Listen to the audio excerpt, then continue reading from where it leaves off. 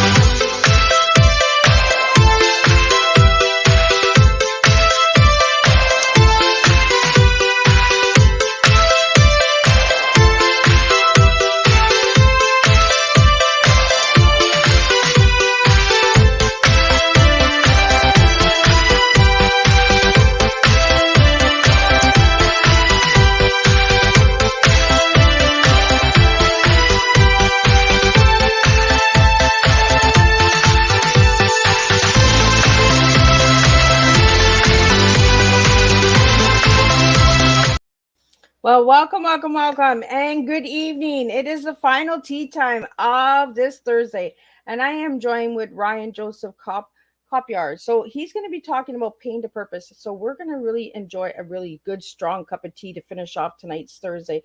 So before we get started, we're going to do all the good stuff. We're going to do disclaimer, intro and bio, all that good stuff. And then we're going to get Ryan in here. We're going to get him to spill a good, strong TEA with all of you out there. So if you have any questions, leave them in the comments. If you'd like to privately message Miss Liz so that I can ask those questions, be sure to do that. And if you are new to Tea Time, just give it a quick subscribe and share this channel out with all of your loved ones. So Miss Liz's disclaimer for Miss Liz's live Tea Time shows. Miss Liz myself is going live using StreamYard. Before leaving a comment, please grant StreamYard permission to see your name at StreamYard.com. Please be advised that the content brought forward for any Tea Time show hosted by myself, Miss Liz, is always brought forward in good faith. However, may bring forward dialogues and opinions that are not representative of my platform. The facts and information are perceived to be accurate at the given time of airing. All Tea Time guests and audience participants are responsible for using their good judgment in taking any action that may relate to the discussion. The content brought forward may include discussion for some where they may be emotionally at risk. It is significant to know that the show is engaging in discussion forums only to offer and inspire awareness and connection, and is not providing therapeutical advice. If you have any questions about the disclaimer or the panelist discussion, you may freely contact me, Miss Liz, through my email at bookingmissliz@gmail.com. Moving forward, should you choose to voluntarily participate in tonight's show in any aspect, I myself, Miss Liz, welcomes you. And should you find that the show is not made for you at this time, I will see you at a later show at a later date and time. Again, all tea times are Thursday this year in 2023, unless it's a rescheduled tea time. So make sure to check that out. Thursday morning, afternoon, and evening. We have 3 shows in one day. So Ryan is an international licensed counselor, multiple times published author with books of psychological and personal development. He is also certified as a hypnotherapist. I'm going to get him to say that word. My tongue is twisting. Also certified personal trainer and sports nutritionist. Ryan has dedicated his life to helping others to reconnect to their greatness and turn their pain into purpose. We're going to talk about his mini documentary as well tonight. We're going to be talking about his book and all of that good stuff. So I'm going to get Ryan in here and we're going to spill some tea with all of you guys. So grab your tea, grab your beer, grab your wine, whatever you would like to drink. You don't need to drink tea with Miss Liz. So welcome, Ryan. Hi, Miss Liz. Hi. Now, could you get that word out for me? I can't do it. I'm tongue twisting here. Oh, sure. Hypnotherapist. There we go.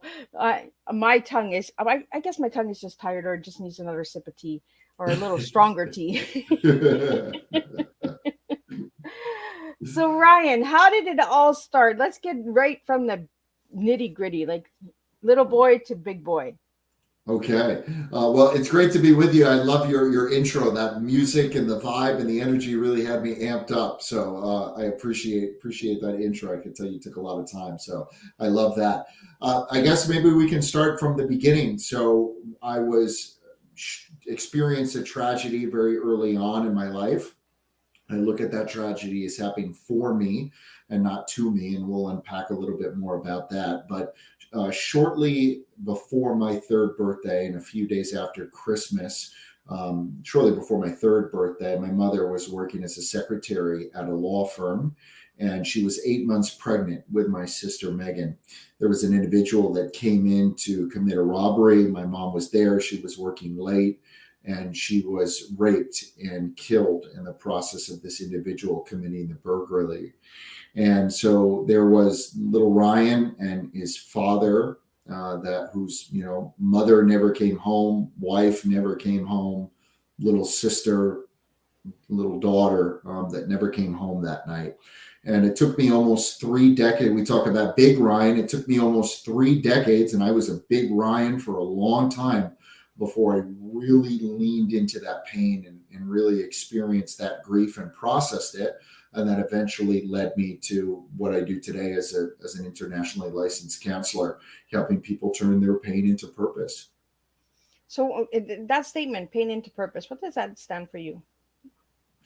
I think that almost every human being has experienced pain at some point in time in their life. Some of us have experienced it perhaps more than others, and some of us have experienced it in different ways than others. But ultimately, I think part of the fundamental nature of being a human being is that we will experience pain.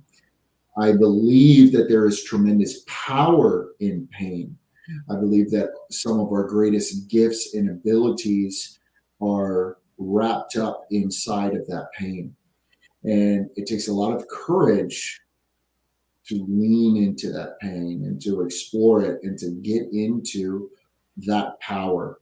And so that's what I mean when I say that there's, turning pain into purpose and turning pain into power, right? It is through that journey into the pain that we can uncover our purpose and our power.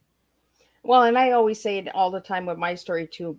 My greatest strength is my pain, Mm-hmm. because Mm-hmm. it's what gets us through this life, right?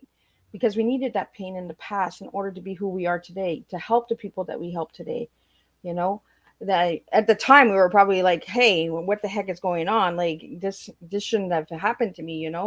But like you said, it took you 3 decades to get through this, Ryan. And now today, look what you're doing. You're helping Mm-hmm. others, and that's so. Does your story help others connect with you easier by sharing that pain with them? Yeah, well, when I published Unlock the Power of Your Mind in 2019, I was humbled and overwhelmed at the amount of individuals that reached out to me, some of whom had known me for quite a while and said, wow, I never realized that you had been through that. And by the way, it's not just about the tragedy of my mom and my sister Megan. It's also about some of the mistakes that I made in my life and coping with that pain in unhealthy ways, and some of the mistakes that I made and the shortcomings in that regard. I think I was a good person living a bad way at different points and times in my life. And so, I think that there was a period of time where I wasn't handling that pain in the right way. But I learned and I grew. And so now I help people as, hey, listen, I know what it's like for me, not for Miss Liz or not for any one of the individual viewers, right, or listeners, right? But I know what my rock bottom is like. And I think that if we can connect in the sense of, oh, this was rock bottom for you and how were you feeling? This is rock bottom for me and this is how I'm feeling, right? That creates a beautiful meeting ground of vulnerability. And through that vulnerability, the deepest level of human connection can happen. And when human connection happens, people feel seen, heard, loved, cared about, and believed in.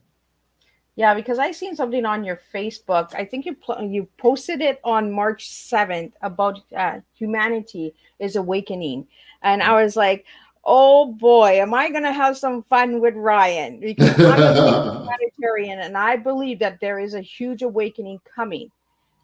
There's a lot of people that are blind right now, but I believe that we're slowly opening those eyes and seeing that humanity needs to be right on the forefront.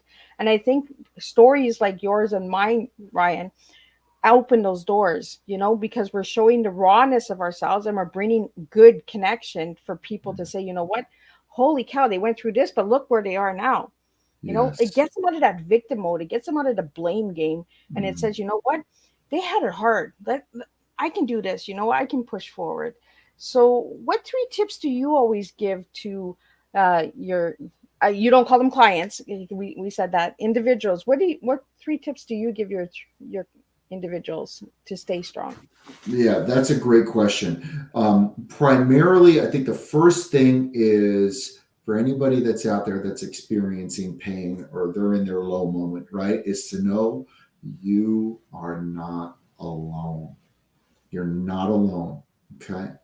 You don't have to go through it alone, whether it's a friend, whether it's a mentor, whether it's a spiritual coach, whether it's one of your religious leaders, maybe it's a thought leader in your space, whatever your industry is, whether it's a counselor, whether it's a psychiatrist, whether it's a different medical professional, acupuncturist, whoever it may be, right? It's okay to reach out for help. It's okay to say, I can't do this and I need somebody, I can't do it right now, right? Or maybe I need more tools to help me get through it right now. It's okay to reach out for somebody for help, right? So number one is, you're not alone. Number two, it's okay to reach out for help.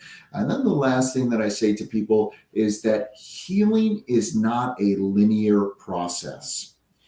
And I think healing is an ongoing process. I hope I'm never done healing.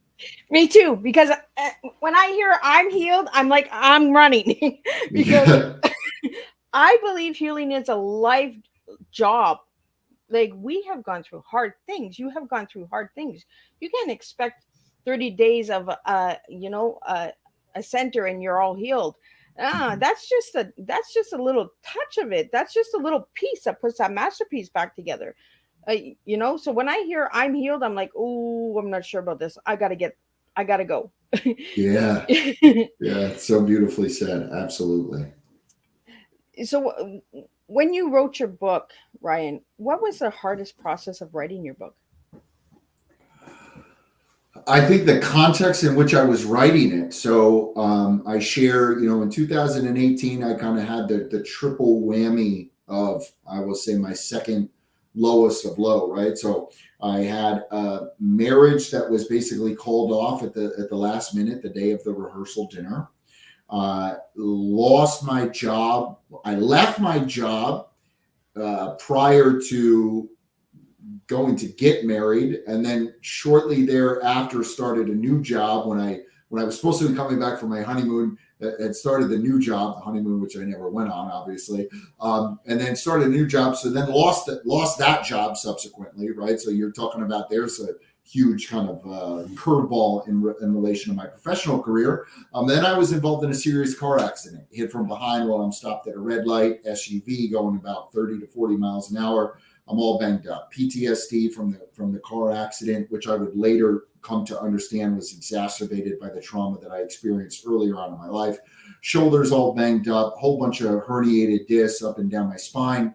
And so that's where I was when I was writing the book. I was at on the other side of all of that. So I'm living in my friend's basement because I don't have any place to live now that I'm, I was living with my fiance at the time, right? So I'm homeless. I couldn't afford a car loan because my credit was not very good. So I had to figure out how to get a car, right? So just kind of in the midst of getting that all handled, right? And I'm still kind of in so I started this new job, but it wasn't what I thought it was going to be. And I think this is probably going to get let go, right? So it was just like the context of all of that. And here I am, I've got this book and I felt it in my heart, Miss Liz. I was like, this happened for me, not to me. and I've got to get this message out with the world, because it's going to help me to feel like this happened for me when I can share it with other people and connect with other people and inspire other people. It's almost like you had to be at the lowest to get the magic and the power out into the book, right? Sometimes we look at things and we're like, well, why me? And then you look back and you see like the book, after the book is written, you're like, oh, okay, now I get it. I needed to be that low in order to get that power out, to get that message out. Because if you were at a high, you were married and you had a good job and everything, maybe that book wouldn't have been as empowering as it is now. Yeah. We always look at things, as a, oh my goodness, it came to me. And I love that you say that, that it, not to me, it came to you, but not to you, Yeah. For because me, not to me.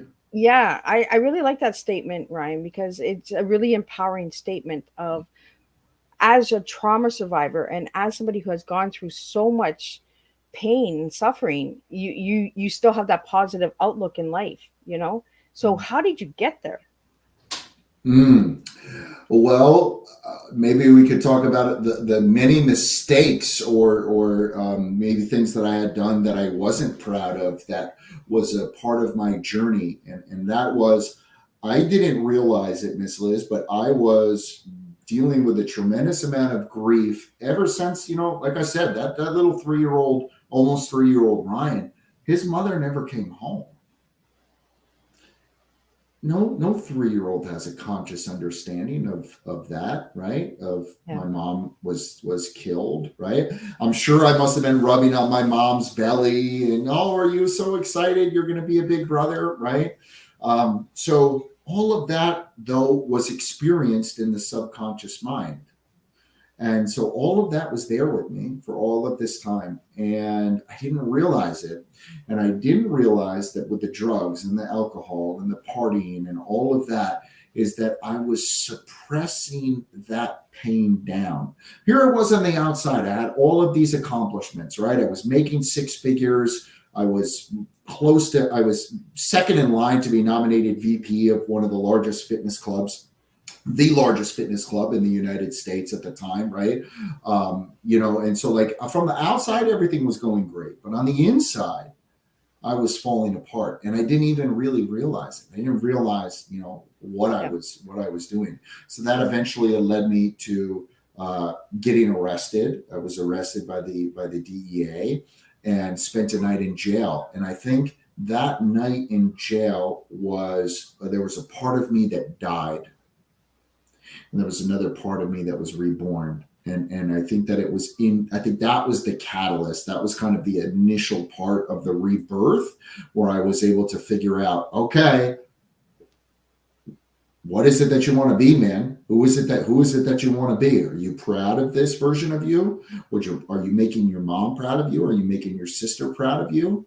And so I was forced to confront those questions and really take a hard look in the mirror and ask myself, is this the person that I wanted to be? And if the answer to that question was no, then I needed to go back and take a look and say, okay, what needs to shift in your mentality as it relates to this pain, as it relates to this trauma?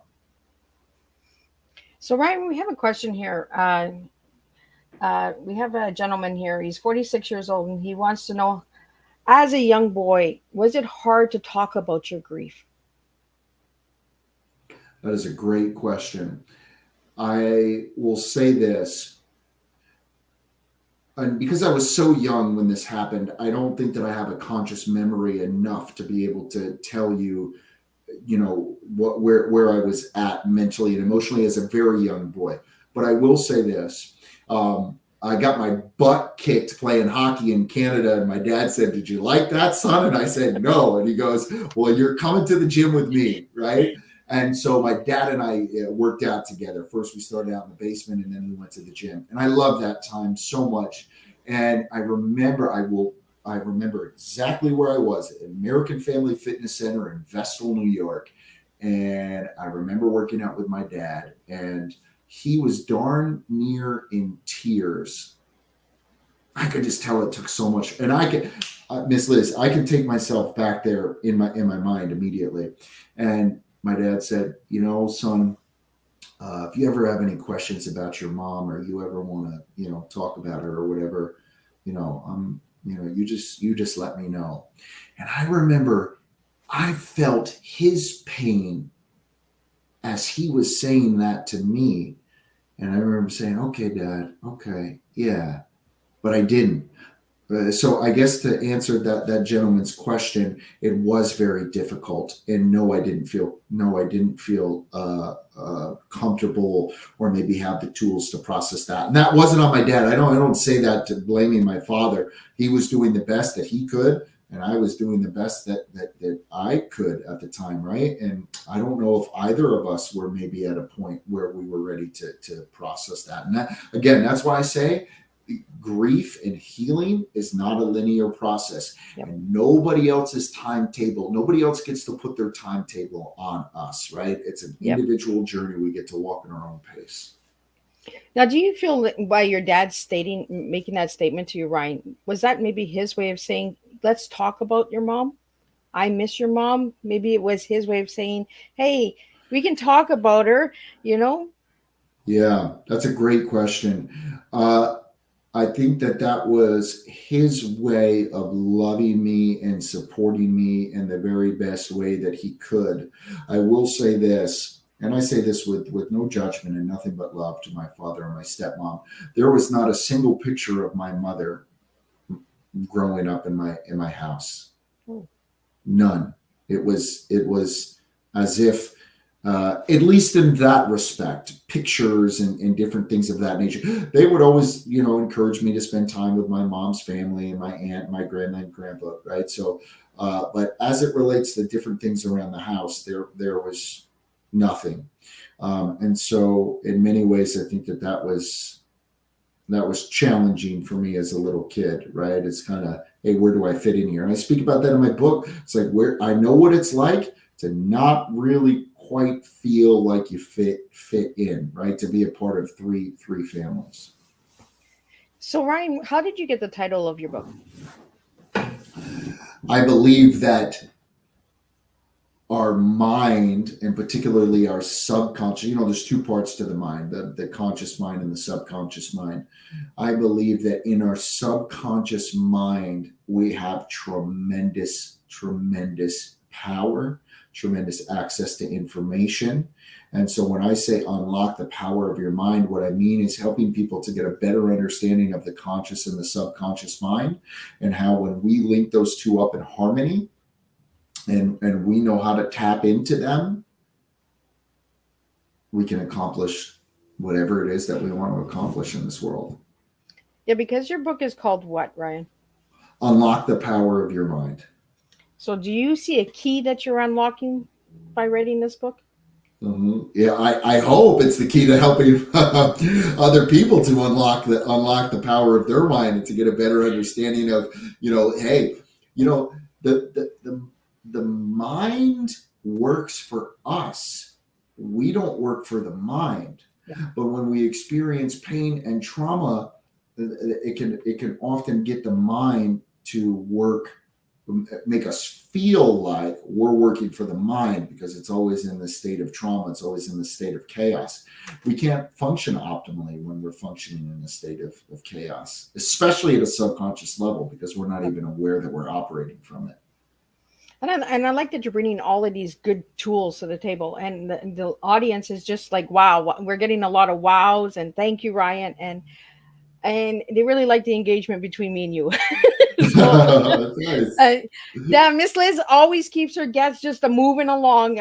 There's questions that come in, there's things that pop in my head, and I really resonate with a lot of my guests because our stories are similar. We have similar pain, but like Ryan says, we don't always go through the same steps and journeys, because not one journey is the same. We might have similar pains, similarities in our stories, but there's not one story that is the same. So I want to thank you, Ryan, for that as well. And I want to thank all these incredible viewers that are tuning in and with your wow. I really like the wows. So thank you for that. And thank you, viewers. Right.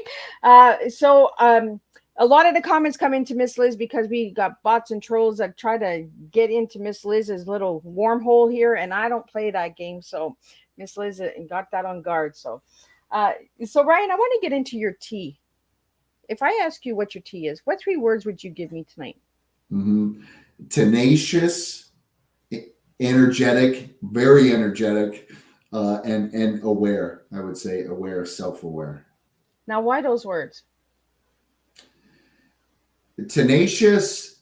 Anybody who knows me well would say that when I set my mind to doing something, I'm going to get it done, and I will be, relentless, tenacious, resourceful as it relates to finding out whatever it is I need to do to find out to get what I want. I'm going to research that puppy. Yeah. I'm going to be tenacious towards accomplishing my goals. Energetic, like I love life. And I love what I do. I feel like I am truly living my purpose, my soul's purpose in this world. And that just gives me so much energy. Not every day. I'm a human being, right? So there are some days where I'm feeling down and some days where I'm still, hey, wow, the healing journey is a little bit more of the focus today. But overall, I would say people would say I'm a pretty high energy, passionate person. And the last thing is aware. I just had a recent session with my counselor, and one of the things she said was, you're always very aware of your interactions and how your interactions may be making other people feel. I wasn't always that way. I had to work really, really hard at that because I think I was the opposite. So I would say aware in the sense of that was a growth area for me, especially in the past, 3 to 4 years. So when you were at your lowest, you didn't feel aware, right? When I was at my lowest, I was not only was I not aware of my own pain and trauma, I was not aware of how I was using unhealthy means to to deal with that pain and trauma, and sometimes how that was having a deleterious impact on other people. Now, Ryan, do you help anybody with mental health problems with your services?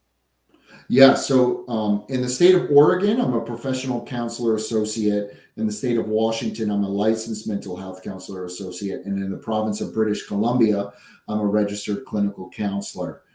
So I help people predominantly with trauma healing and anxiety as it relates to the mind-body connection, and also individuals, that may be looking for spiritual counseling as well. But yes, that is my primary role as a counselor, is helping people with their mental health. Now, do you help mainly men or women? It's funny. I find that men often reach out to me more, but I do work with men and women. But I would say it's probably skewed 70-30 men. Well, that's pretty interesting. Yeah. I'm also in a field that's predominantly, female. It's predominantly female. Most counselors and therapists are female. So, for men in the counseling field, some men prefer to work with other men. So I guess since there's less men to choose from, that may be part of the reason why more reach out to me. Or they connect with me. I don't know, one of the two. So Ryan, the word that I had trouble with when we first started, when did you get into hypnotist? Yes. Hypnotherapy. I was just reflecting on this earlier today. In the summer of 2019, I was working with my counselor, who's a very dear friend of mine now, and just his name is Billy Mercedes. Billy is absolutely incredible, and Billy did talk therapy and hypnotherapy kind of combination with me. And I did hypnotherapy, and we worked on releasing the trauma surrounding the death of my mother and sister. And I mean, Miss Liz, 2 to 3 sessions, but in particular that first session, the release that I felt as the conscious mind was pushed. Hypnotherapy is a modality that I'll simplify it in my terms. Hypnotherapy is a modality that you can utilize in healing, which pushes the conscious mind out of the way so that we can get into the subconscious mind or the emotional mind, which is where that pain and trauma, I believe, where that pain and trauma gets stored. And if where that pain and trauma gets stored is also dictating 95% of our life's decisions and choices and behaviors, it's probably a pretty important area that we want to get into to get some healing facilitated in. So that was my first experience with hypnotherapy as a receiver of it. And how do you see that working in the medical field for mental health? It is a modality that can be utilized to help people get into that subconscious mind, to get in to access that trauma. Because when we experience pain and we experience trauma, there's protection mechanisms that go up, right? Fight, flight, or freeze. So that we may fight it sometimes literally, but oftentimes in talk therapy, an individual may just kind of push back a little bit against the counselor. And so we can't really get into that pain and trauma. The other thing would be flight, right? Just kind of run away. So maybe you do a couple sessions with a therapist or a counselor, or even if it's a friend who tries to speak with you about the pain and trauma, right? And then it's just kind of like, nope, I'm out of here. By the way, people will also often notice this in their intimate relationships as well. They start to feel connected to somebody, start to feel close to somebody. Whoa, pain and trauma gets triggered. I'm out. That's the flight, right? Or just freeze. So, it's this kind of person becomes disassociated and they just check out. So hypnotherapy is a way to kind of get in there to kind of preemptively get that potentiality of a fight, flight, or freeze response out of the way so we can get into the subconscious mind and release that, pain and trauma. So we have a question here. Do you do relationship coaching? I do some couples work, but more of my work is working with individuals one-on-one. But I take a unique approach as it relates to couples counseling in the sense of, okay, we're often triggered, right? When we have things that go like this, that's where often in relationships the disconnect happens, right? Well, that's because chances are we were feeling triggered and we weren't really hearing our partner for what they were trying to say. And if we weren't hearing them, then it becomes difficult for us to, it causes this, right? Where neither person feels seen or heard. And in my experience, and I don't claim to be an expert as it relates to relationships or couples, but that seems to be the biggest disconnect in relationships, right? Is there's this because neither person is feeling seen and heard. So we have another question for you. Ryan is a personal trainer. So how long have you been doing that, Ryan? 2013. So about a decade now. And one of the projects that I'm working on, which I'm shooting for starting in 2024, which is going to be another modality that will be utilized in helping people with releasing their pain and trauma, is by implementing and integrating exercise and talk therapy together. Anybody that's had a really, really killer workout or killer hike or killer yoga class or whatever the case may be, right? Where they're really, really into it, that they're just so focused on whatever it is that they're doing, that it's another way to get that conscious mind out of the way so we can get into that subconscious. And I can't tell you as a personal trainer where I was actively working with individuals for probably 7 years, how many times I had individuals that would just break down and cry to me. And it's something that not a lot of people in the mental health field realize, and maybe not enough in the personal training field give themselves credit for, that in many ways, the personal trainer is like a counselor, because the people are they're there because they're experiencing some kind of pain, and they're hoping that by making changes in their life and in particular in their body, it can help to compensate for that. I don't know if that answered the question. I kind of got off on a tangent there. But that kind of makes sense, Ryan, because when we go to the gym, we're trying to change something within ourselves, right? Whether it's our body image, or maybe it's somebody at home that keeps picking on us and saying, you need to lose weight. Maybe that's part of the relationship, so you're going there, you're trying to, but are you actually doing it for yourself? These are the emotions that you bring. And as a personal trainer, I'm sure you've dealt with some people who are, I don't know why I'm here for. Like, I'm just here because somebody wants me to lose 10 pounds, or somebody wants me to lose 100 pounds. How do you deal with that as a personal trainer? Yeah. So Dr. Maxwell Maltz, it was a very, very famous, he wrote a book called Psycho-Cybernetics. It's a tremendous book, and he talks about self-image.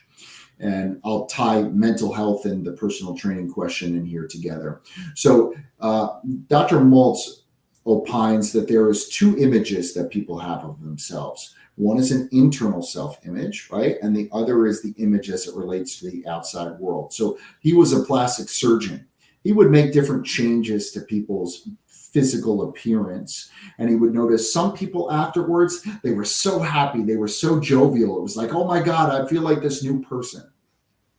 And then he shares about an experience where he put a mirror in front of a woman and she said, I don't see any difference.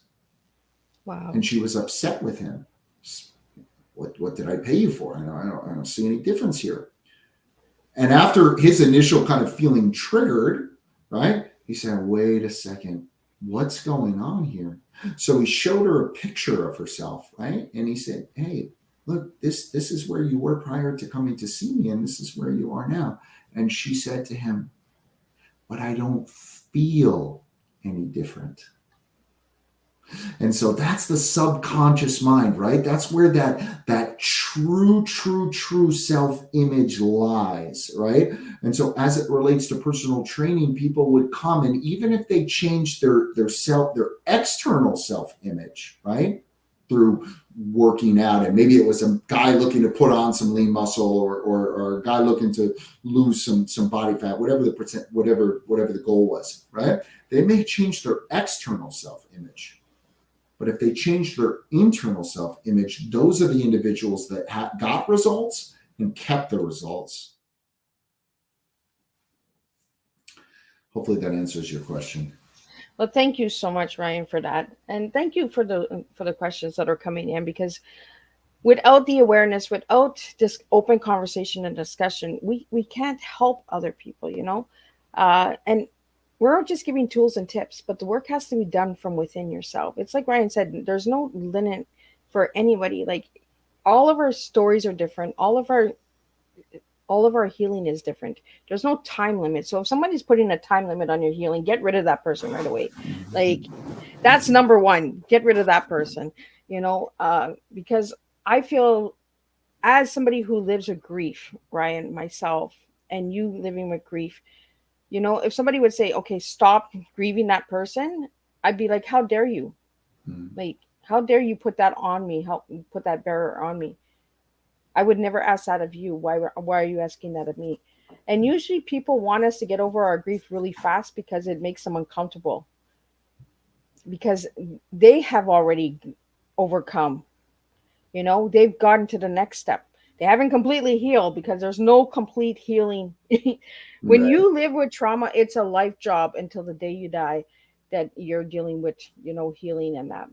So Ryan, we have a question here. You have multiple books. So how many books do you have out there? So I have Unlock the Power of Your Mind and The Power of Words, which I document 22 of the most common words that I find used, that can be used, right? And there's so much power in the words that we use. I believe that we speak it, what we think about, we bring about, and what we speak about, we bring about into our lives. And so I published that book in 2021. And then I have a series of wellness journals that I've come out with that people can use. 10 or 12 bucks on Amazon, and people can utilize these. And these are affirmations, questions, reminders, and accountability tabs, which I utilize in my own life and I utilize in the work that I do with other individuals. I wanted to provide free resources to people, or low-cost resources to people, so that they can use these different tips and tricks to help them along in their healing journey or their holistic wellness journey. So it's almost like a 3-question in one. So they want to know how your personal training and sports nutritionist works together with your mental health of trauma. So I'm guessing they want to know how the 3 of them work together. Great question. The mind and the body are intimately connected. When we experience depression, neuroscientists have been able to see an increase in cytokines. I will use a little bit of scientific lingo and then I'll simplify it, right? So it's interleukin 6 is a cytokine. And so that's one of the things that as neuroscientists have noticed is that there's an increase for individuals that have depression. Guess who else experiences an increase in cytokines in interleukin 6? Individuals that are sick. Their immune system is ramped up, and they will also have a spike in interleukin 6, right? So the mind and the body are so intimately connected. And I realized this, going back to Maxwell Maltz, I realized this because there would be individuals that I would help, and they would lose. I mean, one woman lost 50 pounds, 3 to 4 months. I mean, it was just absolutely incredible. And a couple of years later, I say this with no judgment, only compassion.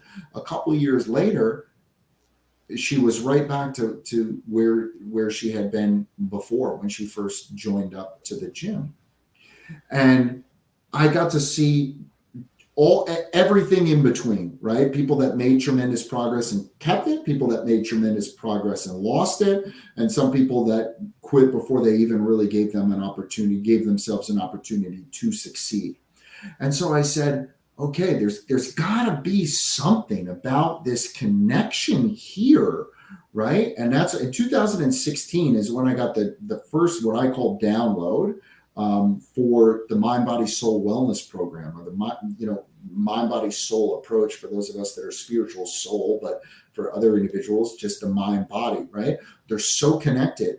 So if there is a person that is saying, well, I'm suffering with depression and fatigue and all of these different other, things that they may be experiencing, right? Okay, well, let's take a holistic look at it. How is your sleep? What's your eating like? Do you have any food allergies? I'm not a medical doctor. This is not medical advice, but these are some things to discuss with your doctor to take a look at, right?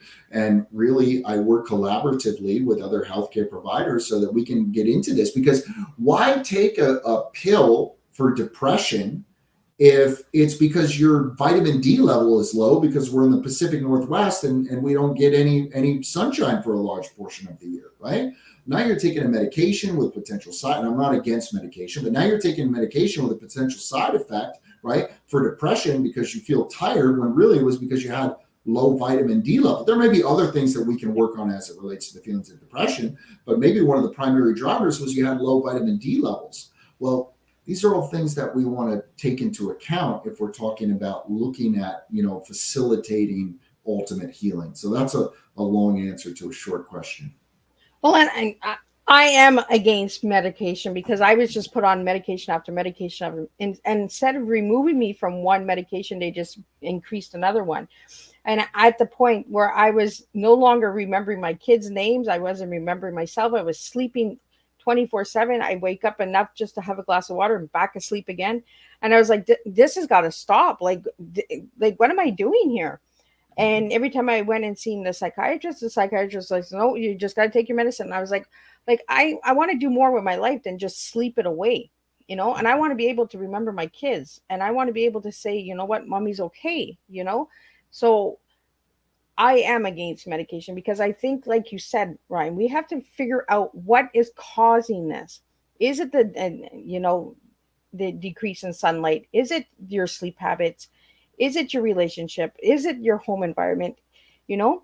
Is it the building you're living in? Does it have mold? Like, these are things that, that affect your mind.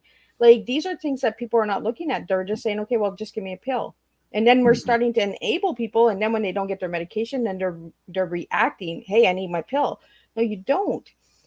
Slowly get yourself off of it. We have to be advocates of ourselves. We have to be that advocate that reaches out and says, you know what? No, this doesn't sound like me. This isn't me.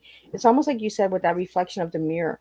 I don't feel me, And that's where the doctor was able to say, you know what? Okay, now I get it. She doesn't feel herself.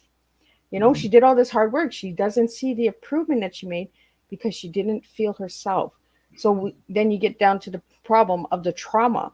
And I believe that a lot of mental health issues are because of trauma, because of childhood abuse or abandonment or neglect, or, you have gone through a lot, Ryan, with your mom passing and that, that affects the mind, So all these labels that are given to people, and many people don't even understand the diagnoses that are being given to them. Depression, they think it has to be a sad depression face where you can have depression and be the happiest person out there and have depression and nobody not even know you have it, That's right. So we really got to change the look of it and the stigma, and this, open up and ask the questions and reach out to people like Ryan and myself and other people that have gone through it, and just say, you know what's really stopping me here? Like, what is triggering me? We got to get to the triggers.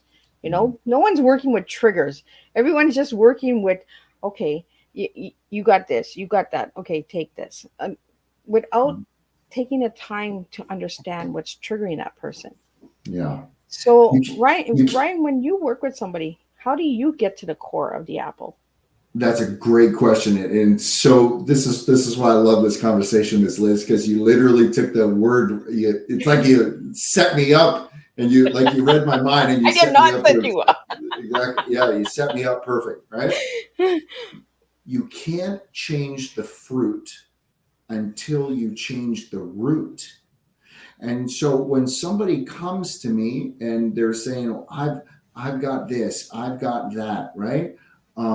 One way to look at it is, okay, let's, treating the symptoms. Okay. I don't look at treating the symptoms. I think they're important to acknowledge. It's important to understand what's going on, right? But I want to understand why it's going on.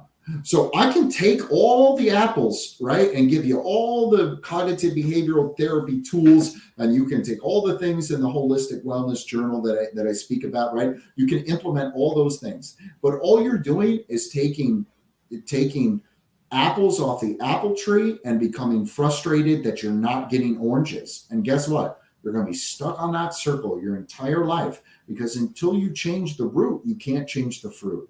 So I like to just look at not what is the person doing, but why are they doing it? These behaviors that we do, my drug and alcohol use, right? The reason why I was doing it was because there was a pain inside. I'm not saying it's okay. I'm not proud that I was doing it. Yeah. But why was I doing it? I was doing it because there was a pain inside. I was doing it because when I took an ecstasy pill, oh my God, things slowed down. I could love myself. Yeah. Right. And so that's where I really get into in the work that I do is, okay, so why am I doing this? Right. And not with like beating myself up about it. But why am I doing it? Right. And then loving myself and saying, it's okay. You were doing that, right? Because it was all you knew how to do at the time to adapt, to survive. These are adaptations of survival. I know that may sound extreme, but they're adaptations to survive. They're adaptations to get our needs met. They don't care if they're serving or non-serving. My subconscious mind didn't care that I, was taking an ecstasy, 5 ecstasy pills and going out until 7 o'clock in the morning. Didn't care about that. It just cared about getting the emotional need met. If I want to love myself, I want to be happy. I want to be present. So. Well, we have a comment here, and they're like, "Way to go, Miss Liz! You really did set them up." I was like, oh, Yes. I never set nobody up. But we get to the core of the problem and the issues of discussion when we really dig deep, and that's what you're saying, Ryan, is get to the root. Stop blaming the top of the apple, like the apple that's grown. Work with the root. Get to the root. Be that worm. Get in there and just eat right to the core of the apple and find out what's causing it and why we're putting these butterflies on and saying, "Oh, it's so fine," or we're numbing ourselves because we're in pain, because we're scared to say, "Hey, I'm hurting." We have to get to a point where we can really express ourselves and open up and say, "Hey, this is what I'm going through. I know why I'm doing it. It makes me feel good. It doesn't matter if it's good for me or not. I'm going to just do it because that's all I know at this time. Until I know better, I can't do better." Oh, that's so good. That's so good. And you know what else just came to me as you were talking about the worm, right? Is you got to get dirty in that process. Right? You got to get dirty, right? You got to go to those uncomfortable, dirty places, right? And gosh, does it take a lot of courage to get there? And gosh, is it uncomfortable, right? And by the way, who's ever going there with you, they also, that can't be unfamiliar to them, right? And that's another reason why I wrote the book, right? Was because I wanted people to know, hey, yeah, I got dirt. I got dirt on me, and I have made mistakes, right? And I have been, and here's my lowest of lows. And if I can do it, you can do it too. And I'm not afraid of that dirt because I've been there and I've been in it myself. And I can't walk the walk for you, but I'll walk there dirty alongside of you. And we don't have to be afraid of it. Yeah. And we shouldn't be afraid of our mistakes. We shouldn't be afraid of that dirt because that dirt made us who we are today, and wants that change and says, "You know what? I was dirty and I'm proud of my dirt." Because do I regret my dirt? No, because if you regret it, then you aren't the person you are today. A lot of people will say, "Well, would you ever change your story?" Ryan, would you ever change your story? Oh, hell no. Hell no. I wouldn't choose it, but I wouldn't change it. If you asked me, right, when I was a little kid, would I want my mom not to come home? I'm quite sure I would have said, no, I would not choose that. But guess what? I wouldn't change my story. I'm not here to you. I'm very likely we're not having this conversation today if the DEA didn't have their guns drawn on me on August 13th, 2013. Probably not here. If I didn't spend that night in jail, probably not here. If I didn't have that triple whammy of that car accident, probably not here. Because if I didn't have the car accident, I never would have met with Billy for my clinical mental health counseling to get me over the PTSD from the car accident, right? So would I choose it? No. Would I change it? Definitely not. And I think that's a really strong statement when we both can say we would not change it, because we really have to be proud of our dirt. We really got to get dirty sometimes. And like you said, Ryan, walk beside you because we have walked the dirt. We haven't walked your dirt, but we have walked the dirt. And I think that's where stories really empower other people and change lives because we show the real rawness and the dirt. And we're saying, "Hey, I got dirty once upon a time. If you want to get dirty, I can walk with you. You don't got to be all squeaky clean for me." So I think that's what really empowers people with these books that you're writing, Ryan, and the lives that you're changing as well. And you are called the Life Changer. So you are changing lives, correct? Yeah. So as we kind of start to wrap up here in our last couple minutes, I would say that I have added one word to that, and that is facilitator, the life change facilitator, right? Because nobody changes our life other than ourselves. Life change facilitator. I got to update my Gmail address to say, Ryan, the life change facilitator. I'm going to give you some homework there. You're leaving here with homework. Yeah. So we're getting close to the hour, and I know you have an individual that you have to meet with. So we're going to wrap it up. We're going to get to the last couple of questions here. So I ask all my guests what their favorite color is and the one word that describes them as an individual. And you gave me the word passionate. Why that word, Ryan? I am passionate about helping people. I am passionate about helping people to feel loved, seen, heard, cared about, believed in. That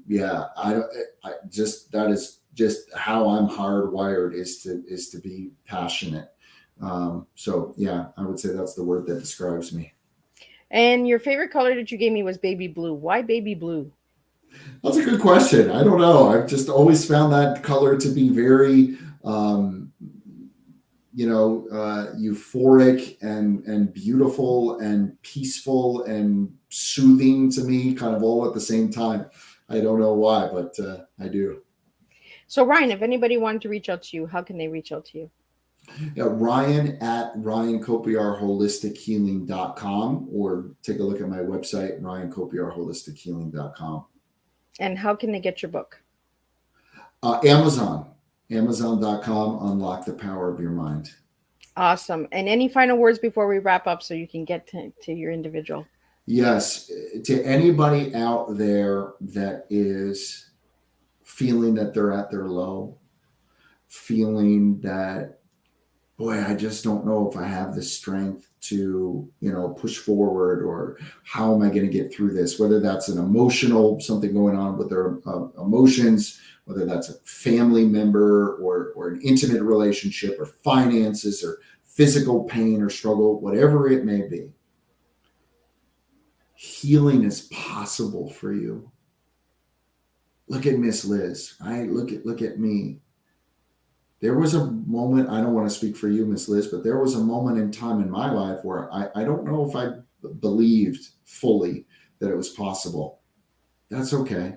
Just believe 1%. Let me and Miss Liz, maybe this conversation helps that other 99%. Or maybe you're at 25%, and this conversation helps to give you that extra 75% that you need for this day. Well, let us give you that 75%. Whatever it is that you have, just hold on to it. Take the rest of ours, because healing is possible for you. And we believe it's possible for you. Not only do we believe it, we know it because we lived it. So yes, healing is possible, and yes, you deserve it. Well, thank you so much, Ryan. And thank you for joining me this evening for an incredible strong tea. And if anybody would like to know more on Ryan, check out his little mini documentary, because we didn't get a chance to get into that as well. But that is also on Vimeo. So if they just subscribe to Vimeo, they can see the documentary, or can they just go to the link to see that? Oh, that's a good question. They can go to the link. I'm going to upload it onto YouTube. I kind of gave you a little sneak peek, early access to it. I'm going to be uploading it to YouTube soon. But yeah, they can click the Vimeo link. Awesome. Thank you so much. And thank you to all the viewers and supporters and all the crazy questions that came in.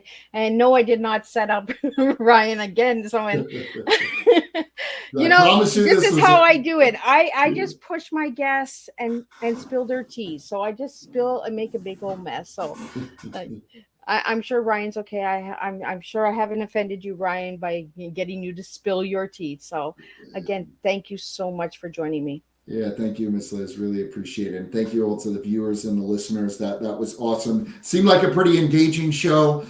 So yeah, that's awesome. Oh yeah, there's a lot of wows here. So that's a good thing. And I always like the wows. So I will see everybody next week, Thursday, same time, same place, 10 a.m., 3 p.m., and 7 p.m. We have 3 new guests, 3 new countries that will be joining us. That's right, Miss Liz goes around the world. This week, it was all United States. Next week, we don't know where we're going unless you stay tuned and check out Miss Liz's Facebook page and check out the website. All the Tea Time guests are there, and you can check them out, watch them anytime you want. Share them with a friend.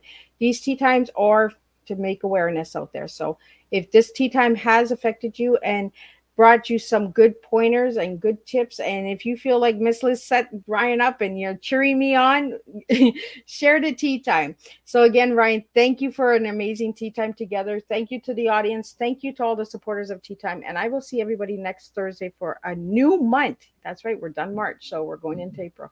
So I'll see you guys all on Thursday of next week. So stay tuned. There's a lot of amazing guests coming next month.